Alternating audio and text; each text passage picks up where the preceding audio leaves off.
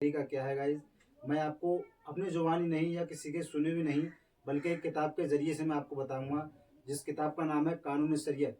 हम और आप सभी मुसलमान भाई उस किताब को अच्छी तरीके से मानते हैं और जानते हैं। कानून शरीयत बहुत बड़ी किताब है और इस किताब के हवाले से जो भी चीज़ या जो भी बात कही जाती है वो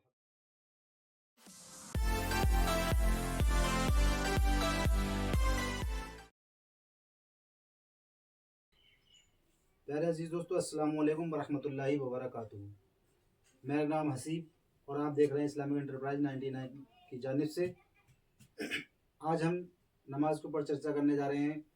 अगर आपकी नमाज में कोई कोताहियाँ हो जाती हैं या कोई धोखे से बाजी छूट जाता है तो उसके लिए सजदा सहब किया जाता है। और वो सजदा सहब करने का तरीका क्या है गाइज, मैं आपको अपनी ज़ुबानी नहीं या किसी के सुने भी नहीं बल्कि एक किताब के ज़रिए से मैं आपको बताऊंगा, जिस किताब का नाम है कानून शरीयत। हम और आप सभी मुसलमान भाई उस किताब को अच्छी तरीके से मानते हैं और जानते हैं।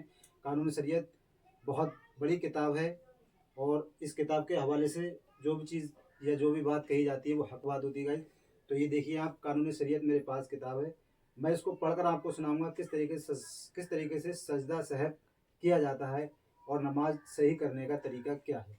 तो गाइज आइए बने रहिए हमारे चैनल पे और वीडियो शुरू करने से पहले हमारे चैनल को सब्सक्राइब ज़रूर कर लें और कमेंट में बताइए आपको कहाँ पर प्रॉब्लम होती है गाइज।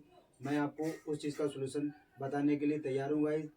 और ये वीडियो देखने के बाद अगर आपने नहीं पूछा कमेंट तो उसके गुनहगार आप होंगे, क्योंकि मेरा बताने का हक था, मैं बताने के लिए तैयार हूँ। सवाब की नियत में अपने अब्बा के लिए या अपने भाई के लिए, किसी भी मरहूम के लिए ये वीडियो शेयर करेंगे, वो सदका इजारिया होगी गाइज। ये आपके लिए भी होगी। जो जो आपके शेयर की हुई वीडियो देखेगा गाइज तो उसका सवाब आपको मिलेगा, हमें भी मिलेगा। और जो आदमी अगर उसकी एक भी कोताही नमाज में ठीक होगा, अल्लाह पाक को उसकी नमाज पसंद आ गई तो गाइज उसका ही बेड़ा पार हो, हमारा ही बेड़ा पार हो।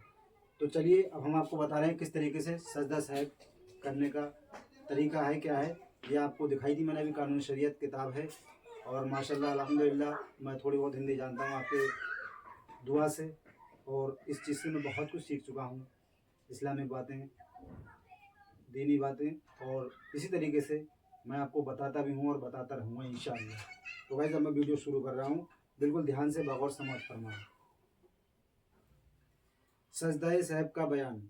गाइस ये देखिए चैप्टर नंबर 93 है ये, कानून शरीयत में चैप्टर नंबर 93, उसमें सजदा साहब का बयान है गाइस। तो मैं आपको दिखा रहा हूँ और पढ़कर बता रहा हूँ आप क्योंकि मैं स्क्रीन पे तो लगा नहीं सकता गाइस इसको, पूरी किताब को, बहुत मोटी किताब है ये, कई चैप्टर में है इसका बयान। तो मैं आपको इसको बयान के तरीके से यानी कि पढ़कर मैं बता देता हूँ गाइस, तो इसको सुनते रहिए। औज़ु बिल्लाहि मिनश शैतानिर रजीम, बिस्मिल्लाहिर रहमानिर रहीम, अल्लाहुम्मा सल्लि अला सय्यिदिना व मौलाना मुहम्मद व अलैहि वसल्लम, सल्लल्लाहु अलैहि वसल्लम वस्सलाम अलैका या रसूलल्लाह या हबीबल्लाह सल्लल्लाहु तआला अलैहि वसल्लम। गाइस कोई भी दीनी काम करने से पहले आप एक बार दुरूद पाक जरूर पढ़ लिया करें, ताकि उसमें हमारे हुजूर सल्लल्लाहु तआला अलैहि वसल्लम भी खुश होते हैं और हमारे दीन में इजाफा होता है गाइस, और हमारी सोच समझ अच्छी तरीके से इस जगह पर काम करती है। तो आइए अब मैं बयान करने जा रहा हूँ सजदा सहब का बयान। सजदा सहब कब वाजिब है गाइस, सजदा सहब करना कब वाजिब है नमाज में। अगर जो चीज़ें नमाज में वाजिब हैं उनमें से अगर कोई वाजिब भूले से छूट जाए तो उसकी कमी को पूरा करने के लिए सजदा सहब वाजिब है। अगर आप जैसे कि नमाज पढ़ रहे हैं, उसके अंदर कोई भी आपसे गलती से छूट गई कोई चीज़, जैसे रुकू, तो उसमें उसके लिए आपको सजदा सहब वाजिब है। अगर आपने जानबूझकर छोड़ा गाइस तो आपको नमाज दोहराना पड़ेगी, वो नमाज सजदा सहब करने से मुकम्मल नहीं हो सकती है। और आगे सुनिए, सजदा सहब का तरीका। इसका तरीका यह है कि नमाज के आखिर में अतहियात पढ़ने के बाद दाहिनी तरफ सलाम फेर कर 2 सजदे करें और फिर से शुरू होते याद वगैरह सब पढ़कर सलाम फेर दें। यानी कि अगर आपने कोई भूले से कोई भी अपनी कोताही हो गई नमाज में, तो आप अतहियात में जब बैठते हैं तो अतहियात में सलाम फेरने के बाद, ऐसे नहीं है जैसे कि 2 रुकू आपके 2 रकत 4 रकत की नियत बंद हुई और 2 रकत में आप सजदा सहब करेंगे, ऐसे नहीं होगा।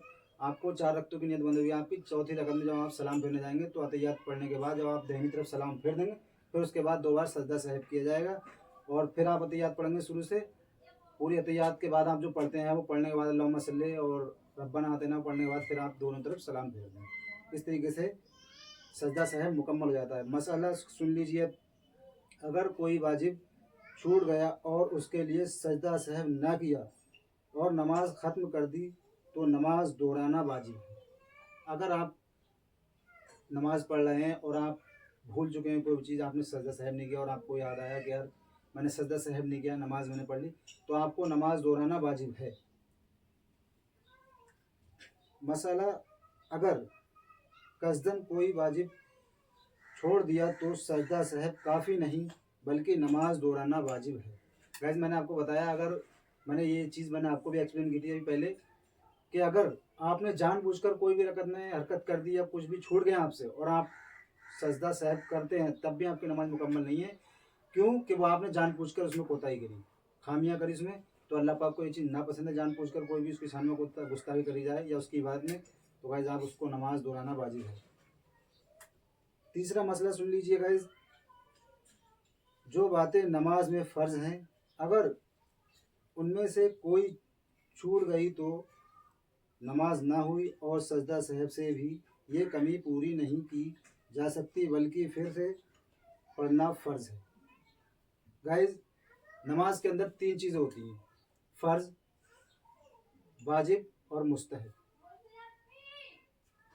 गाइस अगर मुस्तहब आपका छूट जाता है तो अल्लाह से दुआ कीजिए, वो उसको पूरा करना कोई चीज़ नहीं है। और दूसरी चीज़, अगर आपका वाजिब छूट जाता है आप सजदा सहब कीजिए, आपकी नमाज इंशाअल्लाह ताला मुकम्मल हो जाती है।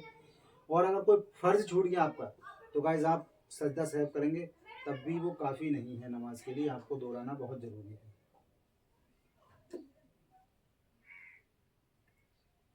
अच्छा, किन बातों के छूटने से सजदा सहब नहीं? मसला, वो बातें जो नमाज में सुन्नत या मुस्तहब हैं, जो ताउज़, तस्मिया, आमीन, तकबीर इंतकाल, तस्बीह, इनके तर्क से भी ज़्यादा सहब नहीं बल्कि नमाज हो गई, मगर नमाज दोहरा लेना चाहिए, दोहरा लेना बेहतर है। किस तरीके से सजदा सहब किया जाता है और किस तरीके से आप नमाज को अपनी ठीक कर सकते हैं। और गाइस मैंने कोई अपनी तरफ से नहीं बल्कि आप ये देख रहे हैं कानून शरीयत, ये कानून शरीयत किताब है, ये बहुत बड़ी किताब है। और गाइस इसका हवाला देकर मैंने आपको समझाया है और इस चीज़ पे बिल्कुल यकीन कीजिए, ट्रस्ट कीजिए और आप ऐसी नमाज़ पढ़िए, इंशाअल्लाह ताला आपकी नमाज़ मुकम्मल हो जाएगी गाइस। और वीडियो को सवाब की नीयत से शेयर ज़रूर कीजिए और अगर नए आए हैं हमारे चैनल पर तो सब्सक्राइब कर लीजिए गाइस। अस्सलाम वालेकुम वरहमतुल्लाहि वबरकातुहू।